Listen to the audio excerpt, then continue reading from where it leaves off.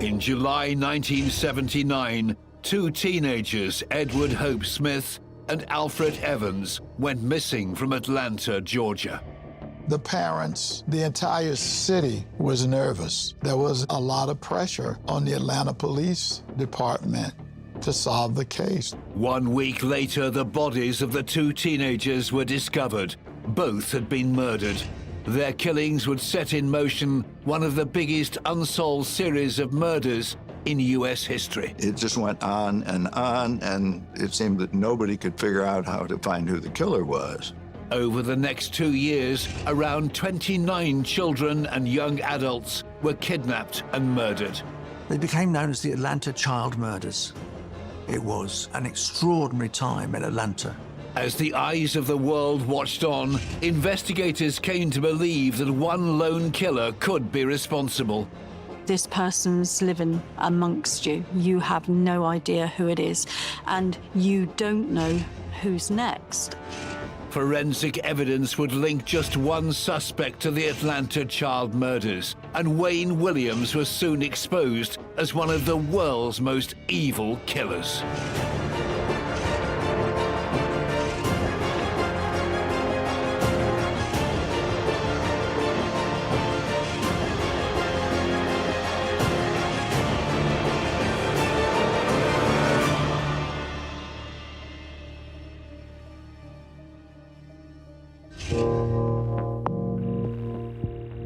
The Atlanta child murders were a dark time in the state of Georgia. These were baffling killings and disappearances where children would simply disappear. They were happening about every 10 days at the time. It was horrible. I mean, the whole city was on fire. On the 22nd of May 1981, as an expensive and resource-heavy police operation was drawing to a close with no results, a vehicle caught the attention of officers. They pulled it over and identified the driver. One of the first things he said is, "I'll bet this is about those boys."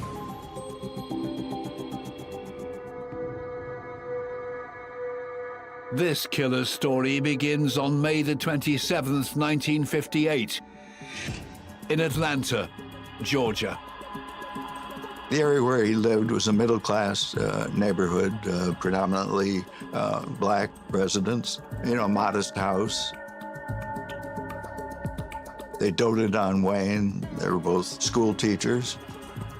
As a child, Wayne Williams' dreams were well supported by his parents. They bought him everything he could want. They started a little radio station for him in the house, only broadcast a couple blocks. So they indulged him very, very much and told everybody he was just their wonder child.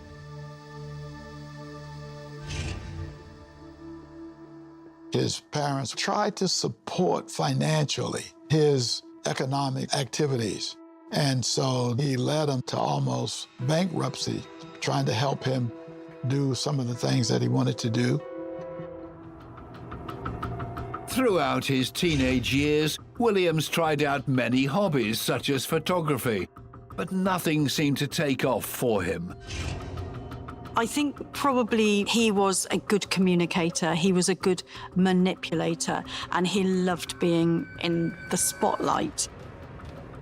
Wayne Williams had all kinds of ideas in terms of making money, but he was never able to catch on from an economic standpoint.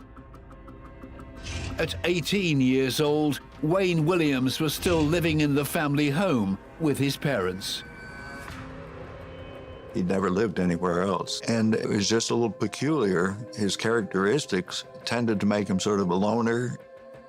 He was interested in police activities. He knew the police. He hung around the police station. He was kind of an ambulance chaser of sorts. He was an ambulance chaser. It's slang for a person that will hear of an emergency call on the scanner, and then they will chase that call in hopes of either getting photographs, recordings, or something they can sell to the media. This interest in the law began to escalate, with Williams investing in equipment of his own. He gets a car, it's got the lights on it, he's got a badge. He wants people to think he's a police officer. Why would you want to be a police officer if you weren't? It's for the power.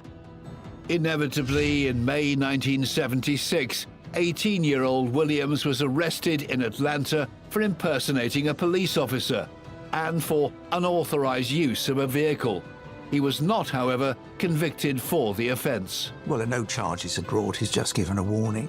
I think he convinced himself somehow that he was more important than he really was, and that fed to the narcissism that was part of his character. Wayne Willams then attempted to launch a career for himself in the music industry. He had apparently a musical group that he was promoting, and he was distributing flyers out to different neighborhoods. He had boys in the house looking for interviews about, these musical groups and stuff that he was wanting to promote. He would tell these young black boys, I'm a talent producer. I'm looking for the next Michael Jackson. If you could sing, if you could dance, if you have any talent, get in contact with me. And who didn't want to be Michael Jackson back then? It was 1979 by this point, and Atlanta's first African-American mayor, Maynard Jackson, was a year into his second term. Work was underway to improve race relations around the city. Atlanta was a city in transition, so a dynamic city, full of life, full of energy. They call it the biggest little city in the South. Fantastic place to live. Back in 1979, it was the norm for children to be playing on the streets. The kids would come away from their streets and go to local parks, gather together in big groups. That was normal. But in July of 1979, the innocence of the city would be shattered. 2 teenage boys went missing just 5 days apart. 14-year-old Edward Hope Smith and 13-year-old Alfred Evans. The community could never have expected that this would be the start of one of the darkest times in Atlanta's history.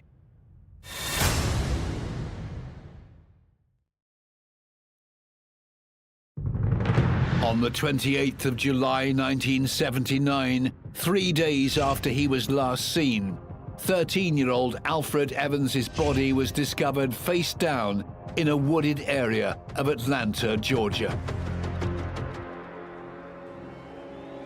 While they were conducting the crime scene with Evans, then they came across Edward Hope Smith's body. Smith was shot in the back with a .22 caliber bullet that entered into the back of his body. And in the case of Evans, he was in strangulation. They were found in the same relative proximity to each other. The community was in shock. 2 local children had been murdered, and there was nothing to explain why this had happened. In that area, at that time, young black boys, they would have been particularly vulnerable in so many ways. We didn't have tracking devices really then, and mobile phones. Then, on the 21st of October 1979, less than 3 months after Alfred and Edward were discovered, 9-year-old Yusuf Bell went to the store for a neighbor, but never made it home.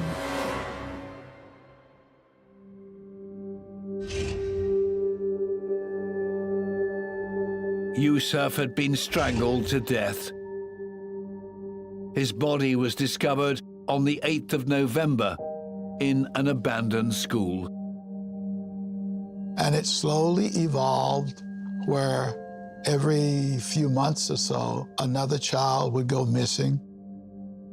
Many of them, they would be found oftentimes laid out along a roadside and posed in various different ways. But investigators were at a loss as to who was behind these murders.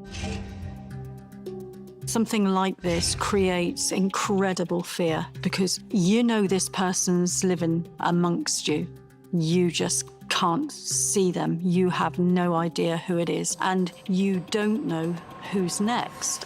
Anybody's son is a potential target. Locals began to take extreme measures to protect their children. The residents would walk around at night and they all had bats. They called it the Bat Patrol. And if they caught anybody in the neighborhood that they didn't think belonged there, then there was a real high probability they were going to get swatted with bats.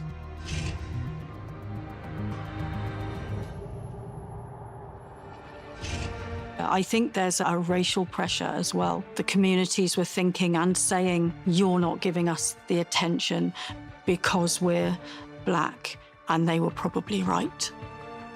By the summer of 1980, 12 children had gone missing.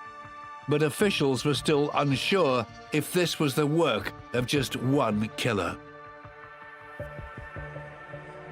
So it was presumed these were all just individual murders or disappearances that were taking place and probably not connected. The mothers of many of these children thought that the police were not doing enough, so they formed an organization. They began pressing the police to investigate more, claiming, that these cases weren't being investigated, and they wanted to know what happened to their children. I was kind of following it in the paper, and it finally burst into the headlines when one of the mothers of one of the missing children, her name is Camille Bell, her son was Yusuf, finally gave a newspaper interview, and she basically yelled at the cops, hey, you've got a serial killer out here. You guys have not connected the dots yet.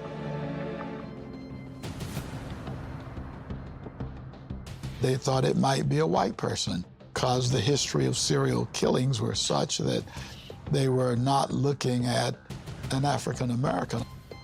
As more children were killed, the murders in Atlanta gripped the entire nation.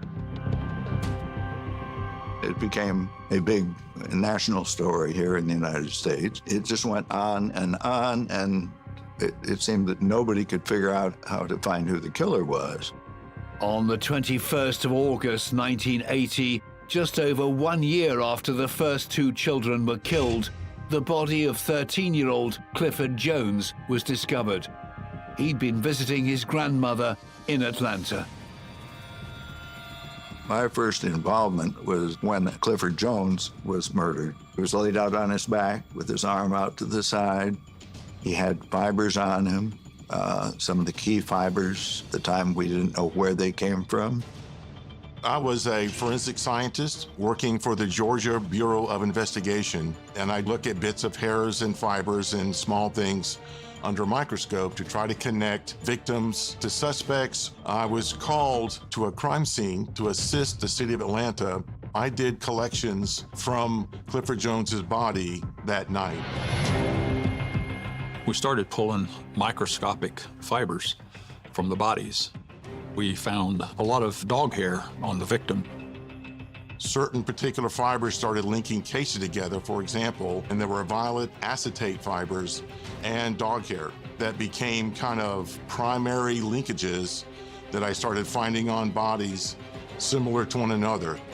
By November of 1980, the situation in Atlanta was so serious that help was sought from the president. When the mayor of Atlanta loudly proclaimed to the White House, I have 14 black missing and murdered children, send every living FBI agent that you have to Atlanta to solve this case. John Glover was the special agent in charge of the Atlanta division of the FBI. The mayor would call me periodically and ask for FBI agents to be specifically assigned to the case. So he didn't give up. He contacted the White House, he contacted the Department of Justice, and he continued to try to get the FBI to become more involved in the case. On the 6th of November 1980, U.S. Attorney General Benjamin Civiletti authorized the FBI to participate in the investigation. The FBI got involved. That's where I came in. Every time that a body was found, then we responded to the crime scene and started then from fresh.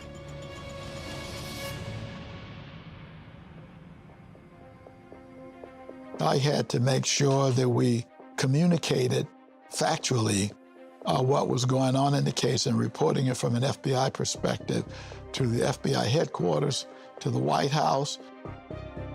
But even with the FBI as part of the task force, the cases were still no closer to being solved.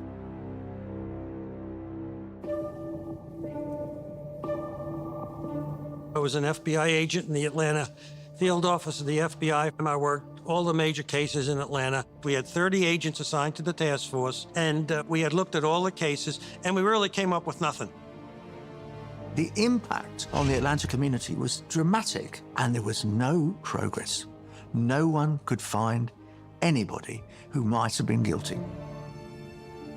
Police in Atlanta had originally believed the killer was white, but FBI profilers thought it would be too difficult for a white person to be responsible. One of our profilers used the phrase, "Whoever is committing these crimes is invisible in the black community." Who is invisible in the black community but another black person? In this case, a male. The FBI did a profile of what they thought the killer would be. They found him to be a person who couldn't hold a regular job, was probably self-employed, probably was a police buff, might have even used a police vehicle. He was somewhat of a disappointment and a failure in so many things that he did. He was trying to make up for that and be something and be known. On the 9th of January 1981, two bodies were found in the same area: 11-year-old Christopher Richardson and 10-year-old Earl Terrell. Well, I got out there and it was surreal. There were helicopters circling overhead, all the news helicopters. There were police, news media all over the area. As the number of victims grew, so had the interest in the case from the press. By this time, Wayne Willams was 22 years old. Along with seeing himself as a promoter for music groups, he'd also continued with his childhood hobby of photography. At the time that the cases were going along, Wayne Willams was a freelance photographer. Willams was now attempting to make a living from his hobby. And he would show up at scenes of homicides and fires and so forth and take film and then try and sell it to the stations. On the 23rd of January 1981, Willams was seen by two police officers at the site where 15-year-old Terry Pugh's body had been discovered. He presented some identification and asked if he could take some pictures. Detectives were still struggling to find a suspect for the Atlanta child murders. This case at its apex was considered to be the most serious crime case in America. As the crimes continued, the parents became more and more vocal. They started to demonstrate in front of the city hall.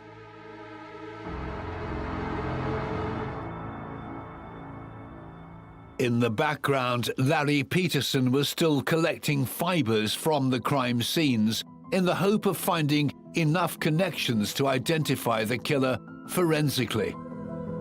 The cases were happening in like a 10 to 12 day sequence. Another crime scene, another autopsy, another series of collections to do to compare back to all the older cases. It was an all hands on deck process.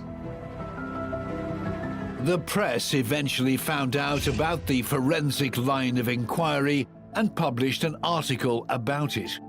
In February of 1981, there was an article in the newspaper about the laboratory linking cases together using fibers.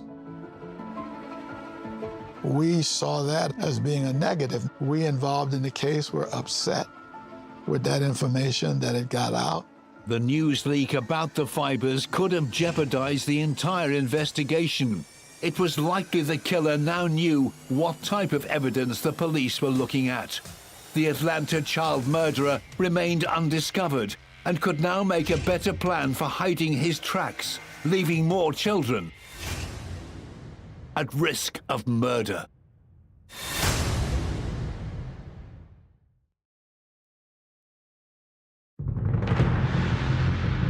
By the spring of 1981, 29 children had been found murdered in Atlanta, Georgia, leaving devastated families behind. The authorities were under immense pressure to catch the person responsible, and the community were regularly coming together to search for the killer themselves. Saturday morning in Atlanta, and for the 22nd consecutive week, volunteers set out from West Hunter Street Baptist Church to search for clues to the city's murdered and missing children. But due to the press leak about the discovery of fiber evidence, the police suspected the killer was now forensically aware and had changed how they were disposing of their victims' bodies. So it seemed that the killer was aware that evidence was being found and then took the step of dumping bodies and removing clothing to remove the ability to find that evidence. Many of the bodies started showing up in the South River, young boys being found only in their underwear, shorts, all their clothing having been removed, usually dead of asphyxia.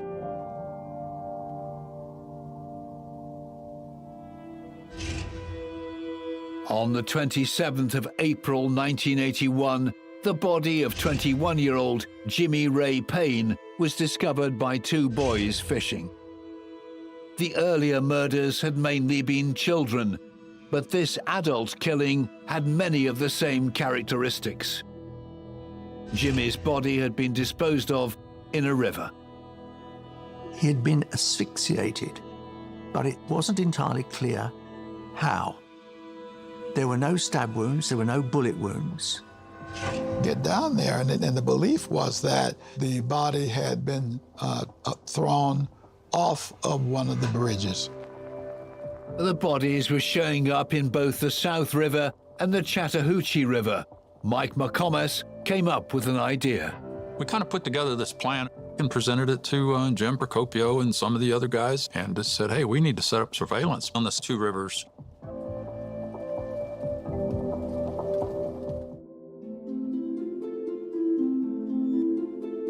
Mike McComas came to me with an idea, and they said, what if we start watching the bridges?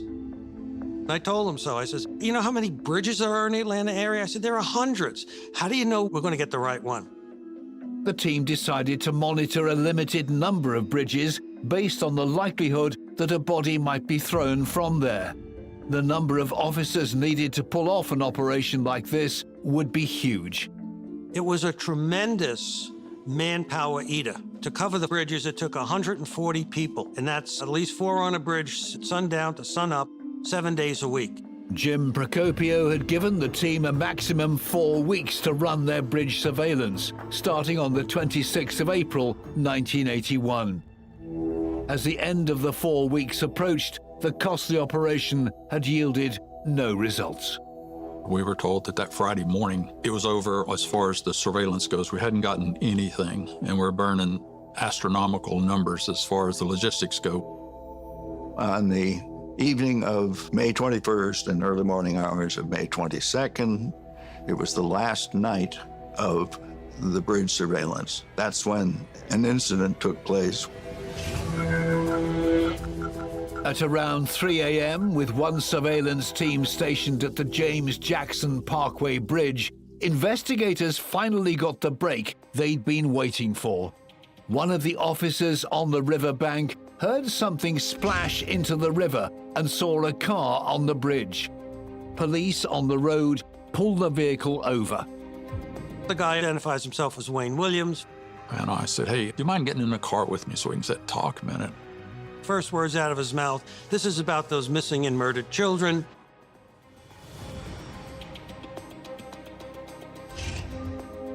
Mike McComas asked Wayne Williams what he was doing driving over the bridge in the middle of the night. Williams claimed he had an appointment at 9 a.m. the next morning and was out looking for the address, so he'd be able to drive straight there without being late. I'm not the smartest guy in the world or the sharpest knife in the drawer, but it's not just not making any sense. And he agreed to let him look in their car, front seat, pair of suede gloves, and this was in early summer, and it was very hot. You wouldn't be wearing gloves. There was a 24-inch long piece of ski rope, which would be something that one might use as a ligature. None of this was seized because at that time, nobody knew if there was a body because all they'd heard was a splash. They didn't really have enough evidence to detain him, so they let him go. At 6 a.m. that morning, the final shift of the bridge surveillance ended as planned. If Wayne Willams had been at the bridge just one day later, he would not have come into contact with the police. On the 24th of May 1981, 2 days after investigators had heard the splash in the river, another body was found, a mile downstream from the James Jackson Parkway Bridge.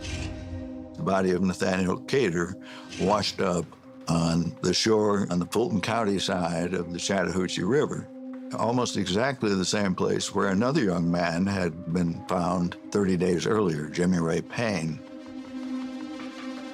Nathaniel Cater was 28 years old. The medical examination revealed the cause of death to be asphyxia, but the search for evidence of Nathaniel's killer was painstaking. You have to look for fibers, however difficult it is, you have to look for where the evidence can be located. And on the silt from the clay in the river had kind of entombed some of the fibers next to the scalp. I could find hairs and fibers below the hair. The task force now had a body loosely linked to the bridge incident involving Wayne Willams, but there was still not enough evidence against him to make an arrest. We were concerned because children and young adults were being killed every 10 days. So we put him on 24-hour, 7-day-a-week surveillance to make sure that while the investigation continued, he couldn't commit any additional crimes. Investigators spoke to the 23-year-old's neighbors, who gave an account of seeing Wayne Willams at home shortly after he'd been stopped on the bridge. He went home, and according to some neighbors, he began loading up things in boxes, and there was a fire in the barbecue pit in the backyard of the home. And then the neighbor saw him carrying plastic trash bags to the family station wagon and leaving for what they assumed to be the dump. The murders had been taking place for 2 years by this point, with investigators struggling to find the killer.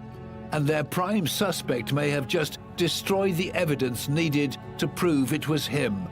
Although he wasn't under arrest, in a surprising move, Wayne Willams agreed to take a polygraph test. At the time, I was the chief polygraph examiner for the Atlanta office of the FBI. So I talked to Wayne Willams for quite some time. The results were a shock to the chief polygraph examiner. Looked at him and I says, testing shows that you're actually the one that killed Nathaniel Cater, the last boy that was missing. He didn't move, he was real calm. Willams looked at Richard Ratcliffe and simply said, "I don't believe in polygraph."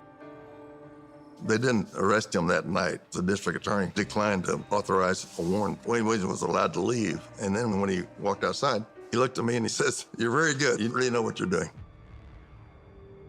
On the 4th of June 1981, Wayne Willams made another surprising decision by inviting the media into his home.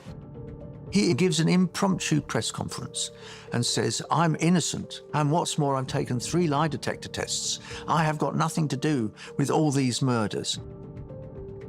But I think it's really interesting that for serial killers, there is this need to be recognized for how clever they are, or how special they are, or how frightening they are. And Wayne Willams was this type of person who adored being looked at, of having an audience. That's his whole history, isn't it? There was a lot of pressure on everybody to solve this case. We knew we had our guy. The DA was reluctant. The governor was also under a lot of pressure, so he had a conversation with the DA. It was agreed there was enough circumstantial evidence to arrest Wayne Williams in relation to the last two murders, Jimmy Ray Payne and Nathaniel Cater. On the 21st of June 1981, officers arrived at Williams' home. First time I laid eyes on Wayne Williams when they brought him into the office after they arrested him, and I said, "Get him the hell out of here. That's not the killer. Look at him. He's about 5'6", not very imposing, wore horn-rimmed glasses, not your average serial killer." Williams didn't fit a lot of people's vision of who the killer could have been. He was black, he was young, he had no record. He was, as far as anyone knows, extremely bright. After he was developed as a suspect, ultimately his home and car were searched, and then that began the process of the collecting of fiber and hair evidence. 3 common fibers found at crime scenes were hairs from a dog, violet acetate material, and a unique green carpet fiber. Investigators attempted to track down the carpet manufacturer. My partner and I, we went from one rental space to another. We did all the carpet fibers in the state of Georgia. The carpet was eventually located. It had a fiber structure in a color called English olive. Wayne Williams' home had several rooms of this green carpeting that turned out to be an exact match to the English olive carpeting. And we were able to have a receipt from Wayne Williams' dad where he purchased one of those, and this was unique. And the carpet wasn't the only forensic breakthrough from the house search. There was a bedspread that had a violet and green pattern, and they had a family dog that was a German Shepherd. I was never at a scene that even had those 3 elements together. They removed those samples of evidence, returned those to the lab, and was able to confirm that the hairs and the fibers that they had been finding on a number of the victims were consistent with the fibers and hairs in Williams' home and in his environment.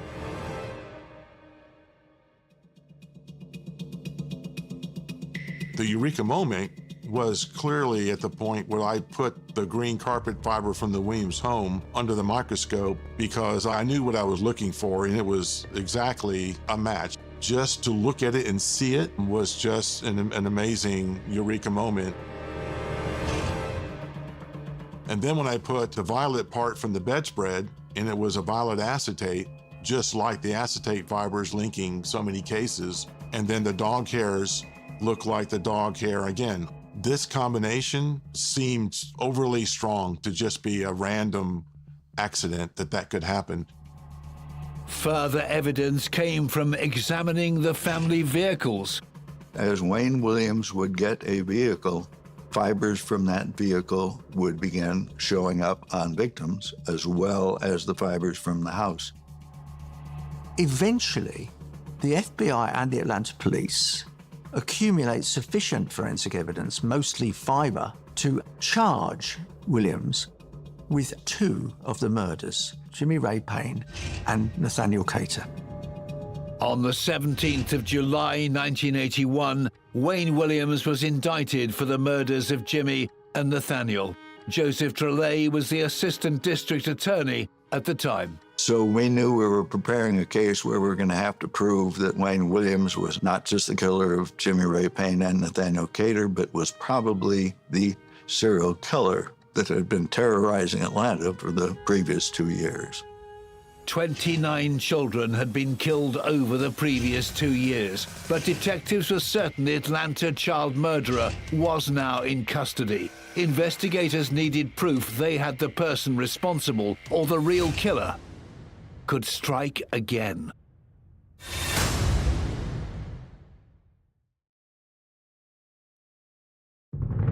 By late 1981, the district attorney knew they had enough evidence for the murders of Jimmy Ray Payne and Nathaniel Cater to prosecute 23-year-old Wayne Williams.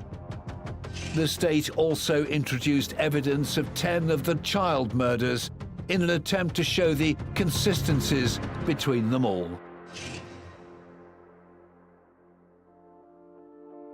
We knew we had 2 solid cases. They were able to present evidence from 10 other victims so that the jury would know that Wayne Williams was indeed the child murderer, even though he was only being charged with 2 homicides.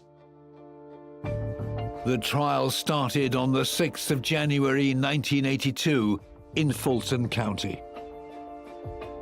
The first time I met Wayne Williams, was seeing him in court. He's very cocky. You could call him a con man. Wayne Williams decided to take the stand, and the jury started to see a violent streak in him and began to see a different Wayne Williams. He finally blew up on cross-examination. It was when they kept confronting him with how illogical his explanation was of why he crossed the James Jackson Parkway Bridge. Witnesses were called to testify that they had seen Wayne Williams with some of the victims before their deaths. There was several that had seen him with Jimmy Ray Payne.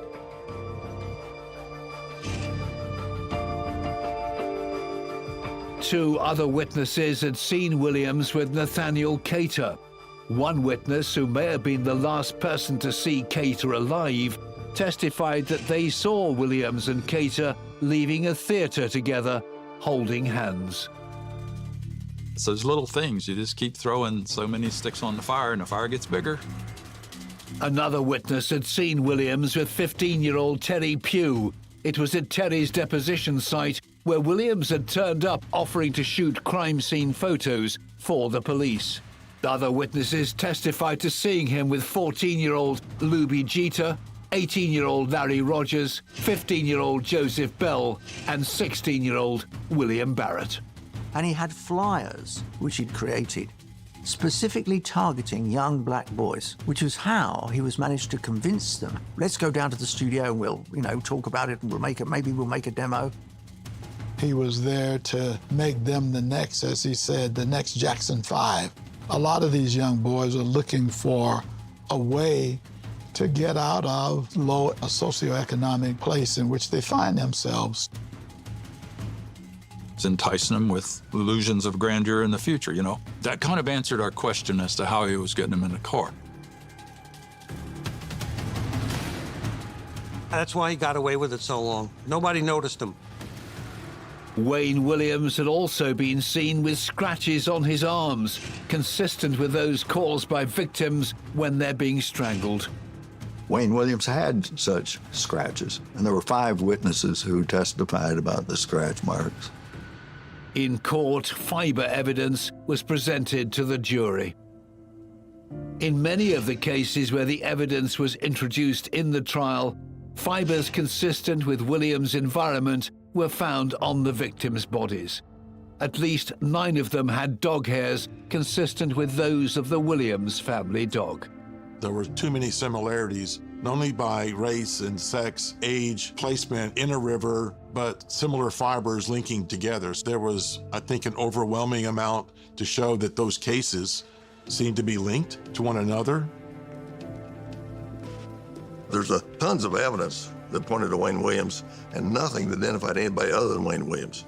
One of the most important witnesses in the prosecution case was a close friend of Wayne Williams who gave a damning statement in court. And she, on the side, was running a talent business. She became friends with Wayne, and she was one of 5 or 6 witnesses we had who said the same things, that Wayne blamed his own failures on poor black children who brought down the black race, he thought. And that's who he was going out and picking up off the street. The evidence against Williams was so strong, even his friends couldn't escape the fact that he was a killer. During cross-examination, the witness was asked a very poignant question. Do you think Wayne Williams murdered anyone? And she sat there and couldn't answer. And tears began rolling down her face.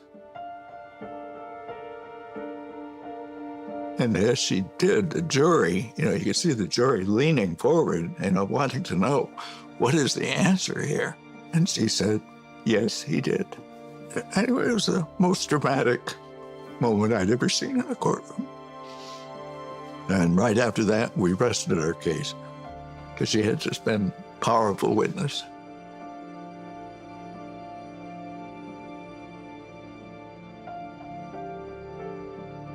After a 7-week trial that captivated Atlanta, the jury went out to deliberate.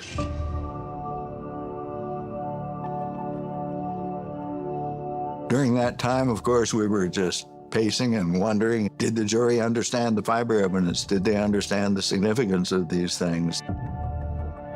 12 victims had been presented to the jury, and Wayne Willams had been on trial for the final 2 murders. On the 27th of February 1982, the jury returned their verdict.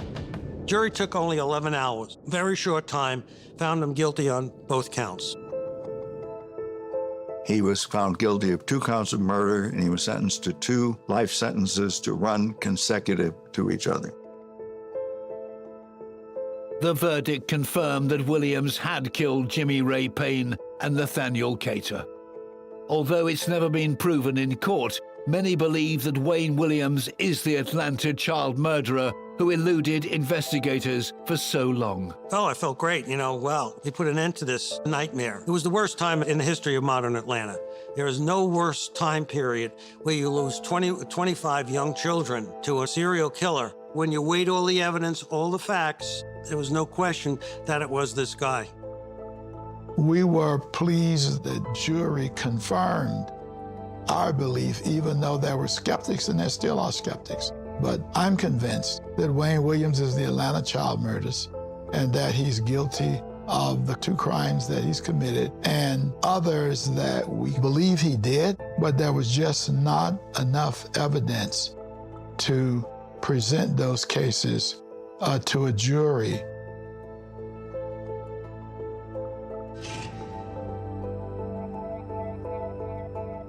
Wayne Willams was sent to prison to serve out his sentences for the 2 murders that he was tried for. Although Willams was not taken to court for the murders of any children, he remains the prime and only suspect in many of the cases. I can't imagine any worse time. The kids were literally disappearing off the streets and turning up dead. If that doesn't put him at the top of the world-class killers, nothing does. You've got Jack the Ripper. You've got Ted Bundy. You've got John Wayne Gacy. I would add Wayne Willams to that list. I would put him in the top 15 world's most heinous serial murderers. Over the course of 2 years, some of the most vulnerable members of society in Atlanta were lured to their death with promises of success that never materialized. They wanted to better their lives, but ended up being murdered, heavily linked to the infamous child deaths and guilty of the murder of 2 young men. Wayne Willams will forever be remembered as one of the world's most evil killers.